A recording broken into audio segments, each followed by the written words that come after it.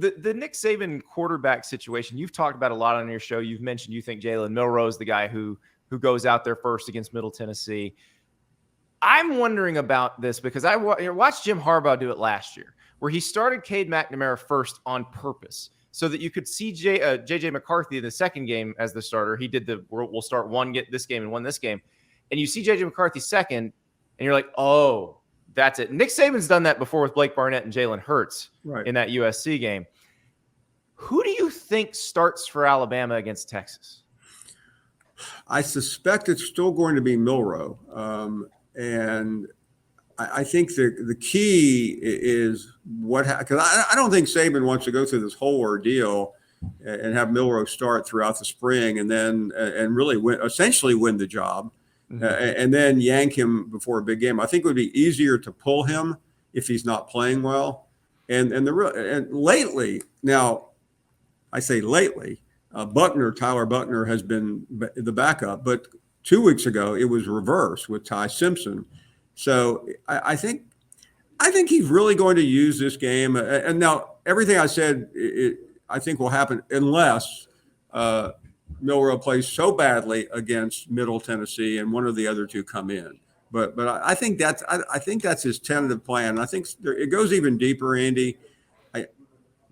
Milroe is popular on that team, and I think Saban is concerned about that as well. He does not want to upset the chemistry unless he absolutely has to, and he very well may have to.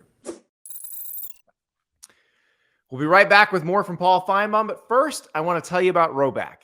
Did you know that Rhoback can make you a superior athlete? I don't have any scientific evidence of this, but I definitely have anecdotal evidence. So I was wearing my green Rhoback Performance hoodie, one of my favorite things that I own, when I covered the Alabama-Texas A&M game last year in Tuscaloosa. You know what happened in that game? I caught a pass from Haynes King, who was getting chased at by Will Anderson. He was about to get sacked. He throws it over the sideline.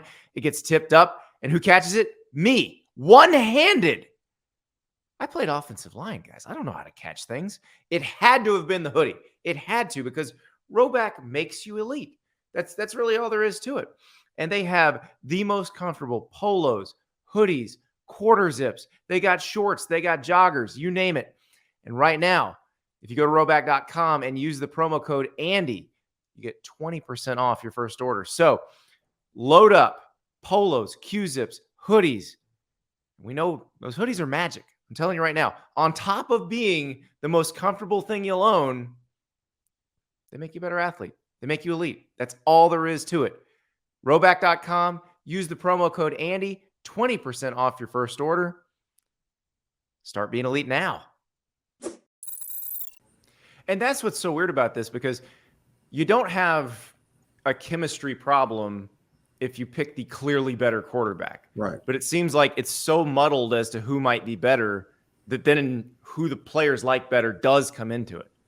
Yeah, I think it does. And while I didn't buy Saban's line on Monday, I think he's just trying to keep the noise level down. And he could have done it in a different way. He could have gone down that list and had either or 15 times, and then we would have said, evil genius. Yep. But by refusing to give the depth chart, it just seemed petty. But yeah, again, the fans don't care. I mean, I live with an Alabama fan. I can assure you of that. Thank you so much for watching. Just a reminder, subscribe to this channel right here so you never miss an episode of Andy Staples on 3. And oh, by the way, watch all the other great videos on the On3 Sports YouTube channel.